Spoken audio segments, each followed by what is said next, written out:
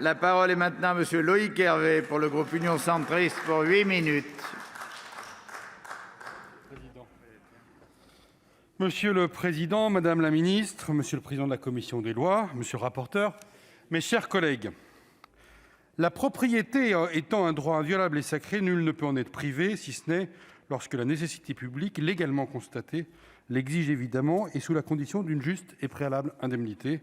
Tels sont les mots qui consacrent le droit de propriété en France à l'article 17 de la Déclaration des droits de l'homme et du citoyen, qui fait par ailleurs l'objet d'une protection constitutionnelle.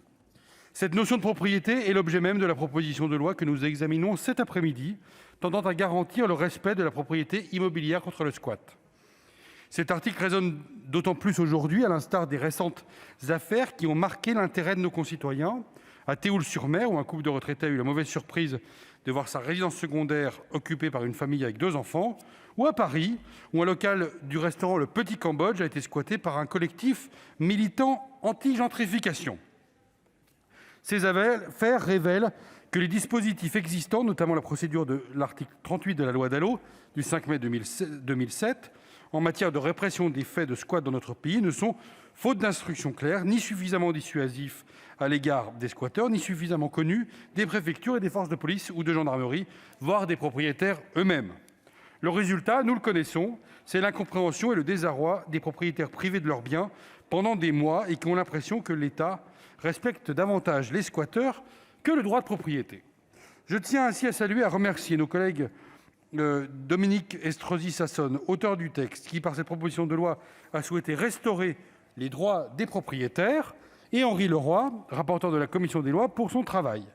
Il a su préserver l'équilibre nécessaire entre le droit de propriété, garanti par les articles 2 et 17 de la Déclaration des droits de l'homme et du citoyen, et le droit au logement, reconnu comme objectif constitutionnel.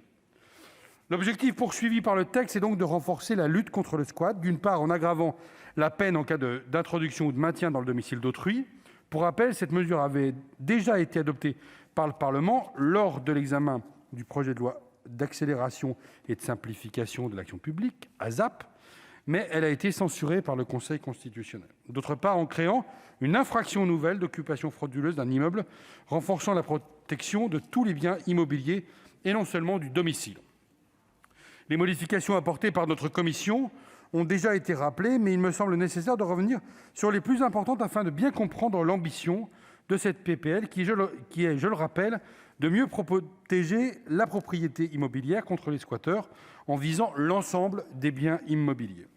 Tout d'abord, sur la proposition de notre rapporteur, nous avons souhaité préciser que le délit d'occupation frauduleuse est constitué si et seulement si l'auteur des faits s'est introduit dans les lieux à l'aide de manœuvres, menaces, voies de fait ou contraintes. Sont donc visés spécifiquement les squatteurs et non les locataires qui rencontreraient des difficultés pour honorer leur loyer.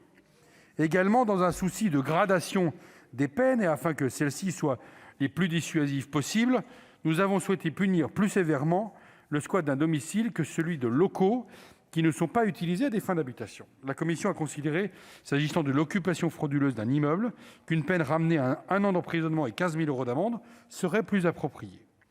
Par ailleurs, à l'heure où de nouvelles formes d'incitation au squat se développent, la commission des lois a voulu sanctionner les personnes qui en proposent de véritables modes d'emploi.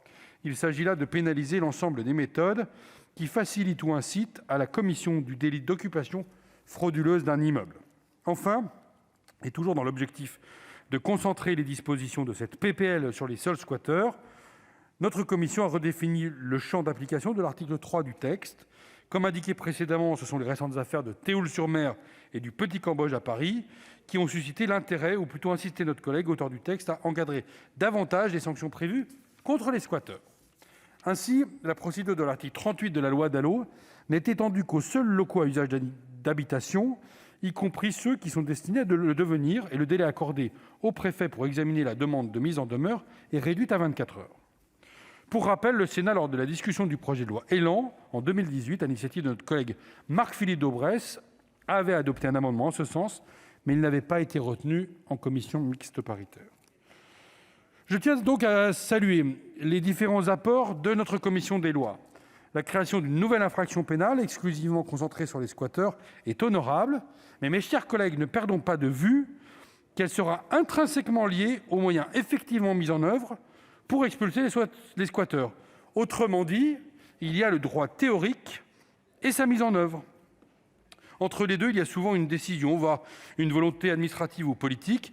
Et je me permets, Madame la Ministre, de faire un parallèle avec le texte suivant, puisque nous reparlerons dans quelques heures de cette question-là, de la loi votée au Parlement et de sa mise en œuvre concrètement sur le terrain, et du délai qui peut exister entre les deux choses.